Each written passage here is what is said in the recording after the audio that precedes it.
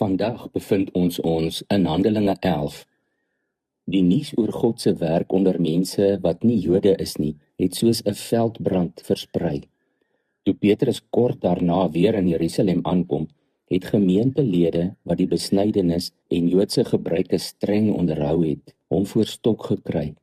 Hulle was ongelukkig omdat hy 'n onbesnede man se huis ingegaan het en boonop saam met hom geëet het.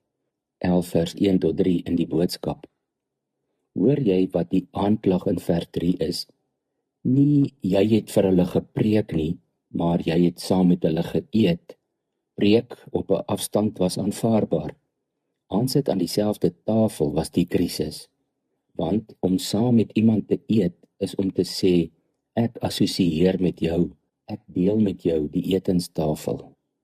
Twee oortuigings het hier in Jerusalem gebots. Party het gedink, God se verlossingsplan geld net vir Israel, omdat hy sy wet in die eerste plek aan Israel gegee het. Sien Eksodus 20 vers 2. Ander het aanvaar dat nie Jode wel gered kon word, mits hulle eintlik eers Jode word. Albei was ver verkeerd. God het Israel uitverkies en sy wette aan hulle gegee, juis sodat hulle sy verlossingsboodskap aan alle mense kon uitdra.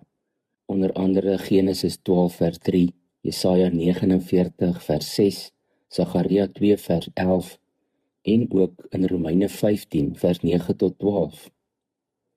Van al hierdie tekste het Psalm 22 vir my uitgestaan. Vers 28 sê, al die volke sal hom aanbid. Juis omdat dit die Psalm is, waaruit Jesus aan die kruis na God geroep het. Minstens 16 keer lees ons in die Ou Testament uitdruklik dat Israel geseën is, sodat die nasies geseën kan word. 5 keer alleen in Genesis, in dieselfde woorde. Israel se stigtingsdokument, hulle grondwet, sê dit oor en oor. En teen Handelinge 11 sit hulle steeds en stry oor 'n ete saam met nie-Jode. Tel ons die profete en die psalms by, kom jy uit by 40 sulke uitsprake. Die verlossing vir alle nasies was nooit bloot 'n voetnota nie, dit was die opdrag. Hierdie saametery is presies waarvan Jesus beskuldig is, byvoorbeeld in Lukas 15 vers 2. Hierdie man ontvang sondaars en eet saam met hulle. Dieselfde klag by Levi se huis in Lukas 5 vers 30 en dieselfde gemompel by Saggeus, Lukas 19 vers 7.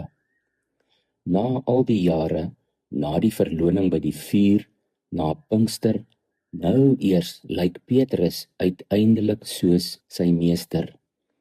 En die bewys daarvan is 'n klag teen hom. Soms is die duidelikste teken dat jy Jesus getrou volg, dat mense oor jou kla, oor presies dieselfde ding as waaroor hulle oor hom gekla het. Kyk hoe verdedig Petrus homself. Geen teologiese pleidooi nie, geen slim argument nie. Hy vertel net die verhaal, van vooraf in volgorde, en laat God se dade die argument wees. Sy slotsom is nie 'n stelling nie, maar 'n vraag. Handelinge 11 vers 17. Wie is ek dan om in God se pad te staan?